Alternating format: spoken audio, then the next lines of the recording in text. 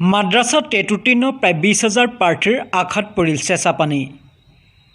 শিক্ষক পদৰ বাবে আবেদন কৰিব নোৱাৰিব মাদ্ৰাছা টেট উত্তীৰ্ণ প্ৰাৰ্থীয়ে।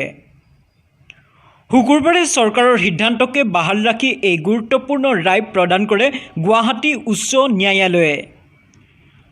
ফলত হাজাৰ হাজাৰ মাদ্ৰাছা টেট উত্তীৰ্ণ প্ৰাৰ্থীৰ শিক্ষক পদৰ বাবে আবেদনৰ পথ সম্পূৰ্ণৰূপে ৰুদ্ধ হৈ পৰিল। অসম চৰকাৰে যোৱা 10 ছেপ্টেম্বৰ 2020 এক অধিসূচনা জাৰি কৰি মাদ্ৰাছা টেট উত্তীৰ্ণক সাধাৰণ শিক্ষক পদৰ বাবে দিয়া নিৰ্দেশনা প্ৰত্যাহাৰ কৰে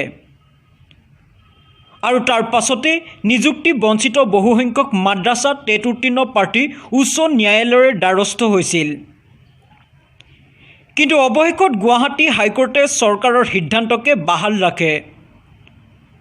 উল্লেখ্য যে 2014 চনত অসম চৰকাৰে প্ৰাদেশিকৃত শিক্ষানুষ্ঠানসমূহত নিযুক্তিৰ অংশ হিচাপে মাদ্ৰাছা টেট পৰীক্ষা অনুষ্ঠিত কৰিছিল আৰু ফলাফল অনুসৰি প্ৰায় 20,500 গৰাকী প্ৰাৰ্থী পৰীক্ষাত উত্তীৰ্ণ হৈছিল।